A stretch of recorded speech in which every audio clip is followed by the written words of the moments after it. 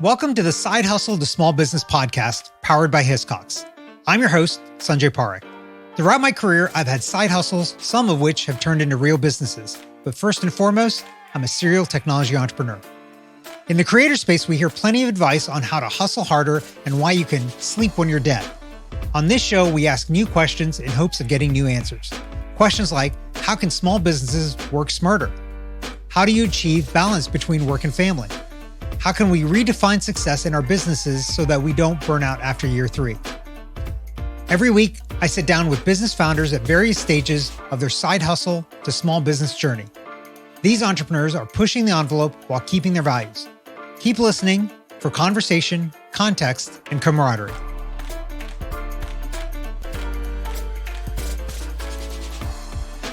Today's guest is Greg Cantori, the founder of Little Deeds Accessibility Services, a family business designed to help your family age in place gracefully. Greg, welcome to the show. It's been really great. It's really great to be here. So I'm excited to have you on because honestly, the things that you're doing, hopefully all of us need because we can all age kind of gracefully in place in the places that we want to live and be. But before we start talking about that, give us a little bit about your background and what got you to where you are today. And just what you just said there, all of us need it. I'll talk more about that because it's true. We all need this. And my background has been nonprofits. Basically, from the time I got out of college, I just love working with nonprofits. I love helping people, social justice issues. I was a homeless services nonprofit executive director, did that for about 7 years, and then also headed up a sailing center in Baltimore City. Did that for a while, as well as heading up a foundation where I was able to give away other people's money, which I got to tell you is so much fun. So $2.5 million a year, and I had my own discretionary fund of about $80,000 that I could spend the way I wanted to help nonprofits do their good work. That led me to the State Association of Nonprofits, Maryland Nonprofits, which is the largest state association of nonprofits in the United States. And we also created something called the Standards of Excellence. Nonprofits exist by their reputation. If you have a poor reputation, you don't get donors, you don't get grants, your whole thing falls apart. And so we created these standards in order to raise the level of ethics and accountability, including board service, what they do, and so on, so that when you see that seal, Standards of Excellence seal, you know that that's a good nonprofit. You know you can trust what they're doing. And that then led me to where I am now, which is a semi-retirement starting Little Deeds that you just mentioned. Yeah. So it sounds like this is the first kind of entrepreneurial venture you've ever undertaken.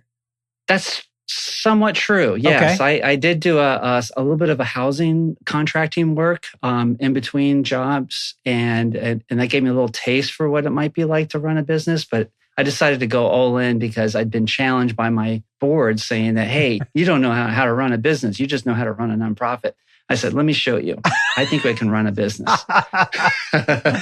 Okay. So how long has it been running Little Deeds now?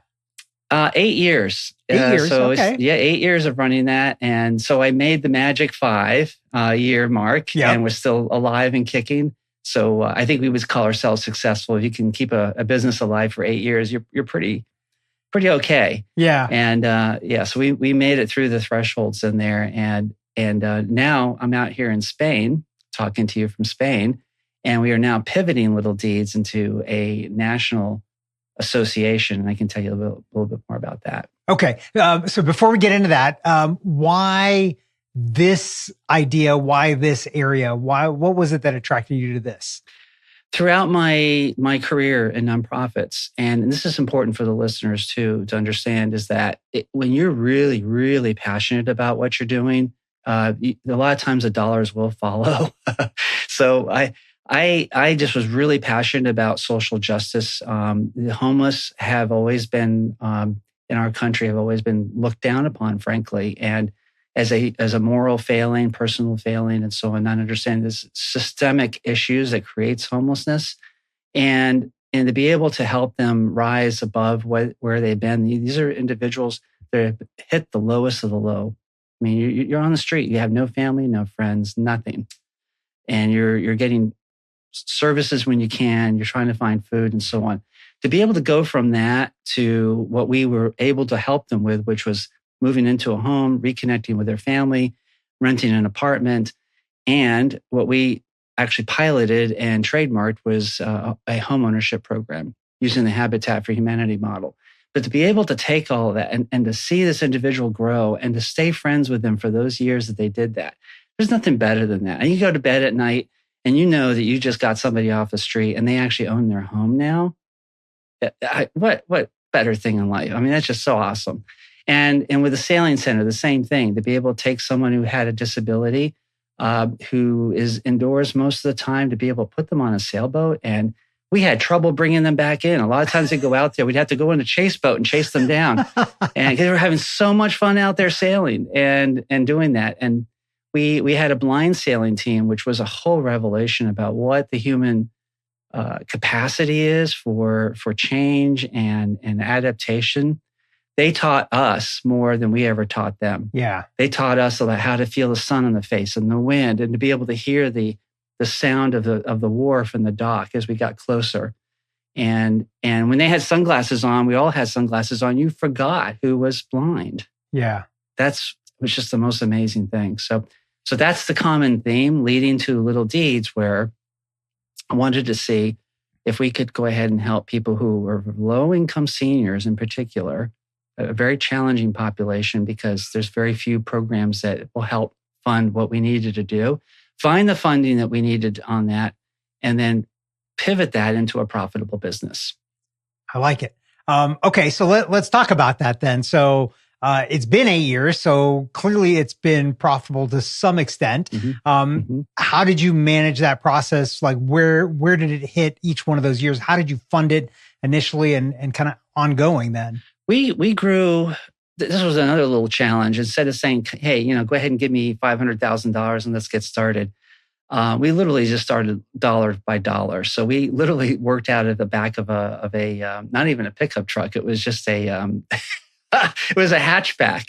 And so we actually had a ladder on top and the tools inside and myself and my son-in-law and a helper. And we would meet at the job site and start work that way. And we sometimes would even park the vehicle out of sight of the customer's eyesight so they wouldn't see that we're showing up in a regular car. And by earning enough money there, we were able to purchase a pickup truck and a van. And so we grew organically as the profits proved that we could move on. So we didn't take on debt. That was one of my criteria. I wanted to see if we could do this organically with minimal or no debt and turn the profits back in. The other issue there was to take those profits that we did make and use that to subsidize our low-income clients that couldn't afford to pay us. So we often would do work for folks that they didn't know they were getting charity, but they were. And one example being a blind woman who needed grab bars in her bathtub and some extra bright lighting. She could see light and dark. And the total bill came to about $1,400, but we charged her $300 using our own money for the balance on that. And here's the funny thing about it. We knew that she didn't know it was charity. She looked at the bill. Well, she looked at it on her computer because she was blind. And she said, $300, things are getting so expensive now. And we were saying, yeah, it's too bad. It's inflation just the way it is. And she never knew. Yeah. She never knew. Yeah. So, yeah. So, okay. So let's talk. So it sounds like you didn't put much money or any money into the business to start. Didn't take on debt. So it's kind of wholly owned at this point. How did you scale revenue then over time? And how did you manage that balance between kind of the full price customers and the ones that were getting help? So we would use our discretion for the ones that needed help, because a lot of times having a nonprofit background, I know a lot of times you have to do a tremendous amount of paperwork in order to get help, right? You have to apply for grants, you have to apply for loan programs and so on. We didn't want to do any of that. We just wanted to be able to on the spot say, okay, we can tell that this individual is struggling financially, let's help them out. So we always had money in reserve for that on a discretionary basis. But we also had, in my phone book, I had people to call that I knew would have funds available when asked. And so that was also critical for our business success. So networking like crazy with the Department of Aging, the Department of Disabilities, and a number of nonprofits that would also come, like the Rebuilding Together nonprofits, Habitat for Humanity, and having them and basically ready to go if we came across somebody who needed their additional help, and then we could coordinate that. So we grew slowly, but we also were able to set aside enough funds to help individuals as we came across. And sometimes I'd even get bills passed, actually, where we've talked to legislators to go ahead and get a bond bill set in there so we could help them pay for things. Okay. And yeah. I love it. So, okay. So the business over 8 years scaled, and now there's like a handful of pivots here that we've got to talk about. One is pivoting the business to a national. The other is moving to a different country and still running this thing. So let's talk about the first one, and then we'll move into the second one. So yes. How are you thinking about this, and why did you think about moving this into a bigger thing? So here's what happened. It was an aha moment. Like a lot of businesses, we have aha moments. And the aha moment here was that we got a call from one of our current clients. And she said, my husband fell with holding one of your grab bars that ripped out of the wall. And that was an emergency, 5-alarm emergency. So we go rushing over and find out that, yeah, sure enough, the grab bar had ripped out of the wall, but it wasn't one of the ones that we installed.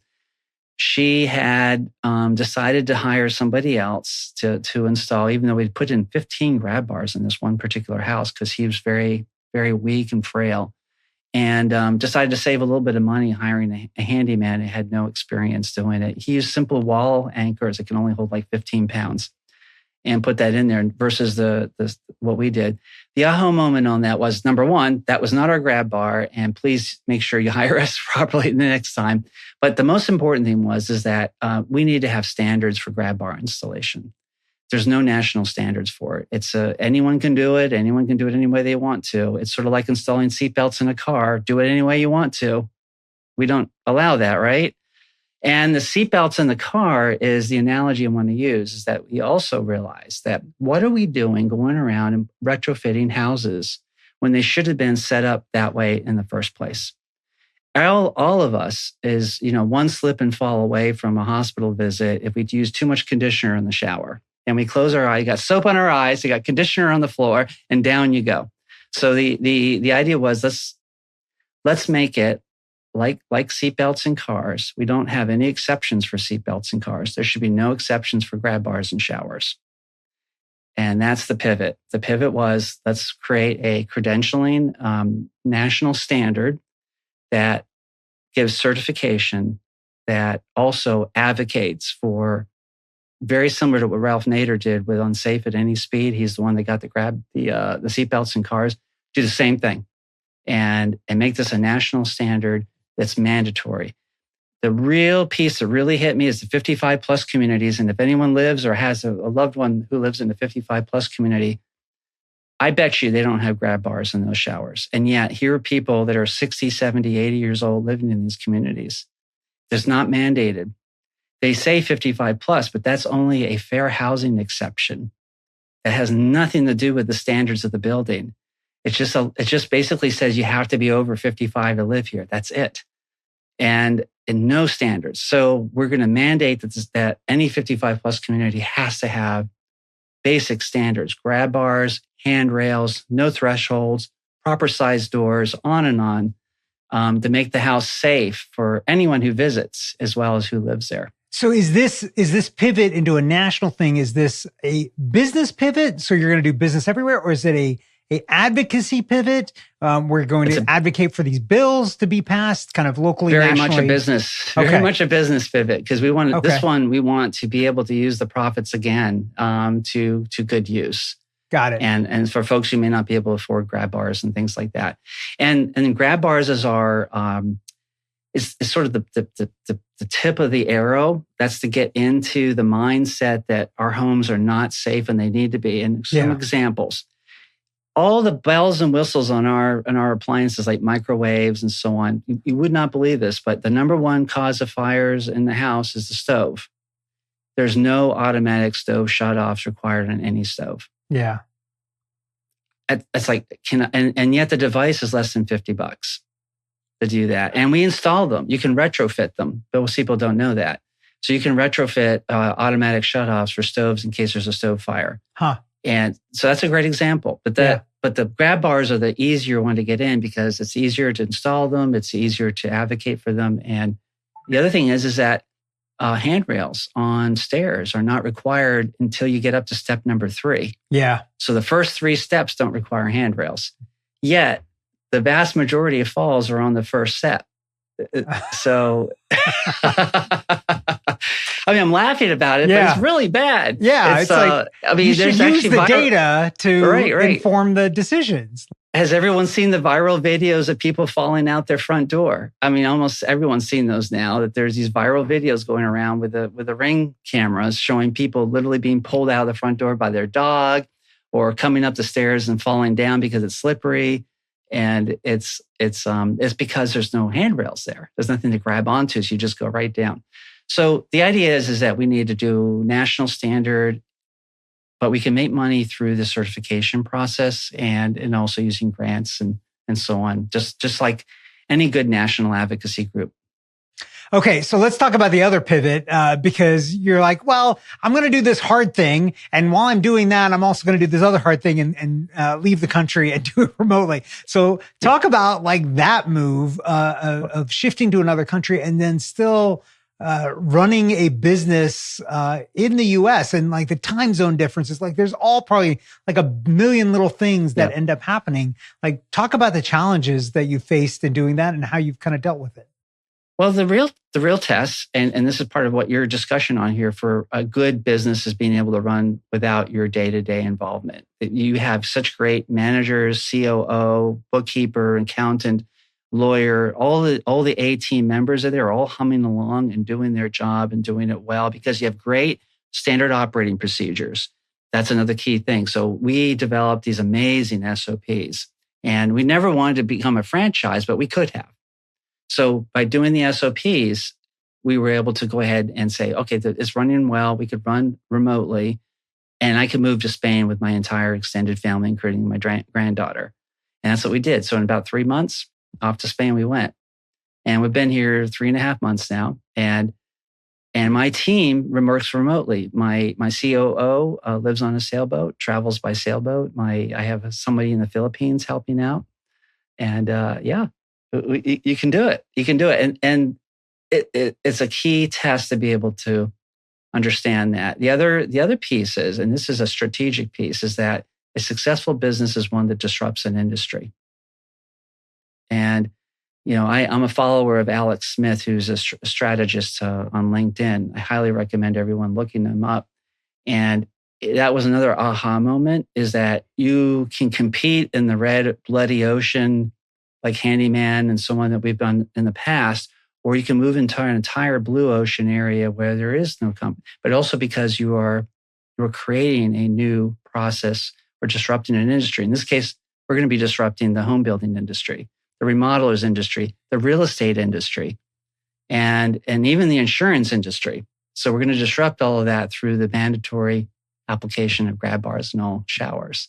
Grab bar in every shower, a handrail in every step. Yeah.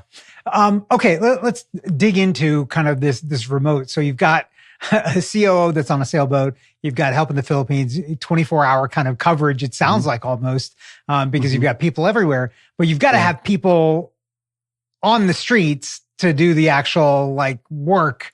You can't do that remotely. When you've got somebody calling up, say, hey, I need a grab bar installed. So how do you manage those teams? Like, when everything's fine and going well, it's easy to deal with, but it's when problems erupt and arise, and they need to talk to somebody, and maybe you're asleep or somebody's not available. Like, how are you managing that as a team to make sure everything goes smooth for your end customer? We had an amazing CSR, customer service rep, that would take calls on that. And we can do things asynchronously. So even if the hours aren't quite right, there's ways to leave a message and follow up immediately. And of course, using technology with instant answers with text messages and so on to do follow up as well works out.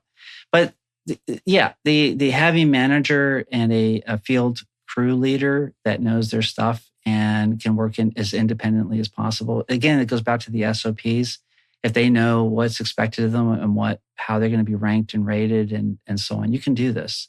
You can do it. It's interesting because when most people think about remote work, they're usually thinking about technology and things like that, not the hand-on work. But you can do that as well. The entire construction industry is probably ripe for this kind of innovation. It's still very old school, and it has a very poor reputation generally, especially the handyman area, unfortunately, because anyone can strap on a belt and put a drill in it and say, I'm a handyman, and go out and do it. So the idea of having standard operating, right? It's true. And that's how a lot of people do it. They're Mr. Fix-It, do it yourself at home. And hey, I could do this as a business, and off they go. And so there's, the entrepreneurial myth too, is that just because you know how to fix a faucet or something doesn't mean you're going to be a good faucet fixer business owner. And so there's a lot to learn about the operations, but good SOP and modeling some other great SOPs that are out there would help tremendously on it. Even if you don't become a franchise, that is my big aha moment. Yeah, I think the other part of that question is probably, how do you find the right people? And is there something that you've done or you've realized along the way in 8 years of like, who is the right fit generally, not specifically maybe for your business, but just generally, like, are there any tricks or tips that you've realized over time of how do you find a good fit for your business?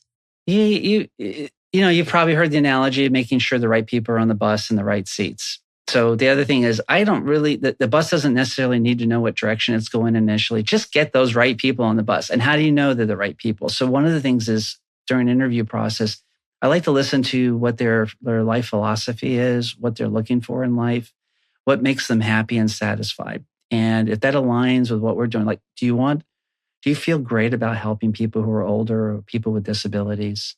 And what would that do for you? And you can get quickly good. Or I hear stories where a lot of times they would just tell me a story like, I was helping my grandfather with this and doing that. I said, okay, you're the person, you're hired. And the other thing is that I always believe in attitude before aptitude.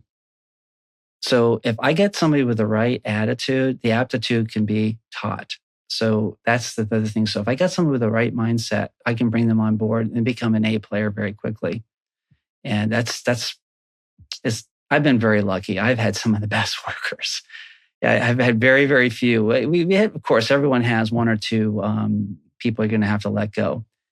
But most have been just spectacular. And it's because we have a shared vision, a shared mission. And some people have even told me that I would do this job for free if I could.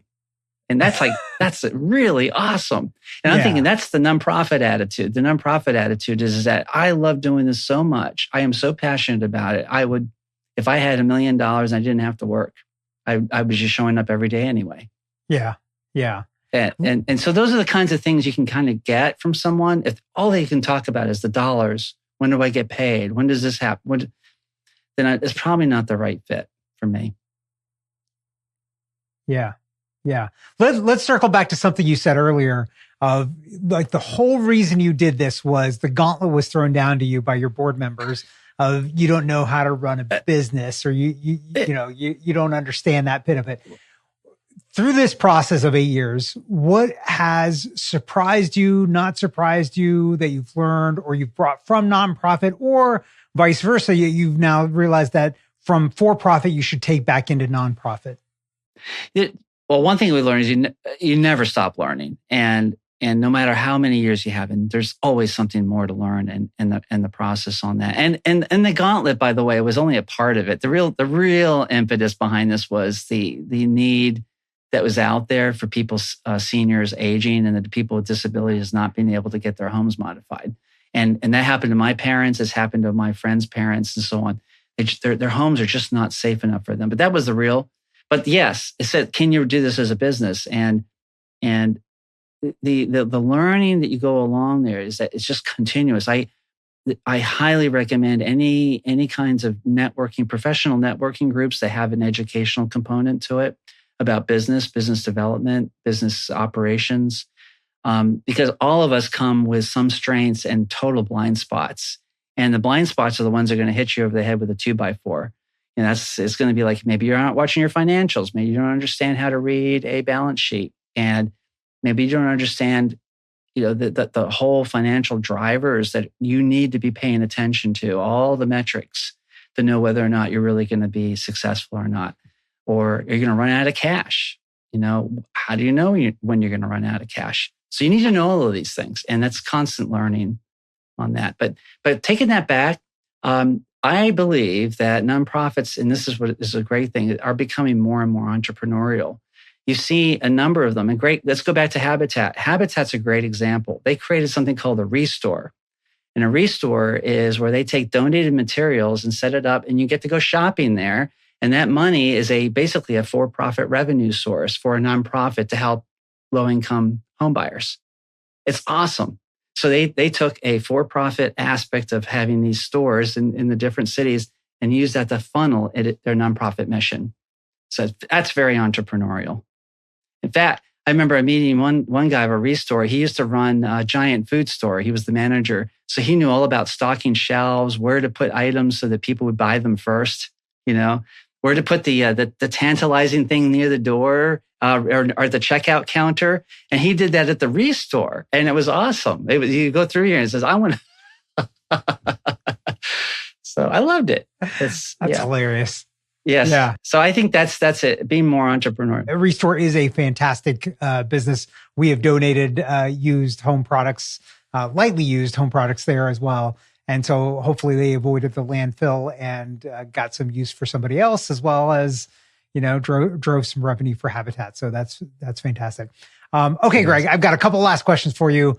This has been super, super interesting, but thinking back now, it's been 8 years. If you could go back in time and do something differently based on what you know now, what you've learned now over 8 years, is there something that stands out to you? And what is that and why? It does. I would have gotten more people on the bus sooner. So my weakness was not having that standard operating procedure, not understanding how vitally important that was. I thought that, the business is up here. I know how things are going to run. And I see this a common thread through so many small business owners. It's too much is in your own head. If it's there, it's not helping anyone. And if you can't exit the business, even if you don't expect to exit the business in some way, then you don't really have that viable a business. I didn't understand that the first couple of years. So if I had a way, I would have said, get those SOPs written right away. In fact, that's one of your number one homework assignments when you start a business is how are those operating procedures going to go? And they don't have to be perfect because they're constantly evolving. Mistakes are made, you go back, you check it, you fix it. And there's so many great pieces of software to help you with that now. The other thing is having a good operations person on top of the SOPs. So I belatedly hired an operations person, and she just transformed what we did, absolutely transformed it. Held more people accountable, held myself accountable, held staff accountable, and even customers, making sure that they understood what our processes were. So it was less shooting by the hip and more methodical. And I have always thought, this is a mistake that I think a lot of us make, that if you're so methodical, you can't be entrepreneurial or you can't be creative. And that's not true. Once you got that methodology down, that allows you the time and the benefit to deviate and practice something a little bit different, and then bring that back to the business to see, hey, this really actually worked. So those are some of the takeaways. I love it. Okay, last question for you. If you're talking to somebody that's thinking about taking that leap and launching a side hustle or a small business, what advice would you give to them? I definitely do it. It's if you have the energy and the time, you believe you have the time to do it, you've got to give it a try. One way to tip your toe into it is volunteer as a board member of a nonprofit that might be in that arena that you might be interested in. And one of the reasons I'm saying is that you will get to see everything. You'll see the financials. You'll understand the ins and outs of how that group and that organization is running. And you will be learning so much more than perhaps you're even benefiting them, actually. So that's a little secret sauce there, is join a board, and they will love you for it because they need great board members that are interested in it. So it's a really nice two-way street.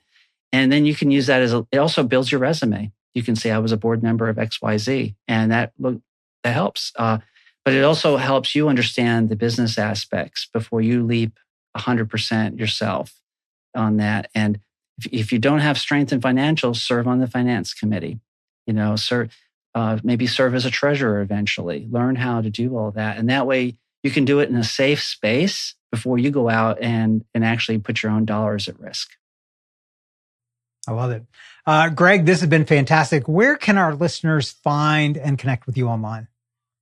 Well, we still have Little Deeds up and running. And so littledeeds.com. And that's a great place to go ahead and send an email or follow through with me. And we'll be soon launching our Grab Bar Installers Association of America website. And by the way, America is the first start, but we are going to become international in this. I am here in Spain, and Spain is even worse than the United States when it comes to accessibility. I love Spain. It's so many great things, but the accessibility isn't one of them. And but we're going to be looking at the UK, Spain, Australia, New Zealand, and so on as well, because they also don't have standards for grab bars. But yeah, littledeeds.com. I love it. Greg, thanks so much for being on today. Thank you. It was really, really enjoyable. Thanks for listening to this week's episode of the Side Hustle to Small Business podcast powered by Hiscox. To learn more about how Hiscox can help protect your small business through intelligent insurance solutions, visit hiscox.com. That's HISCOX.com. And if you have a story you want to hear on this podcast, please visit hiscox.com/share your story. I'm your host, Sanjay Parikh. You can find out more about me at my website, sanjayparikh.com.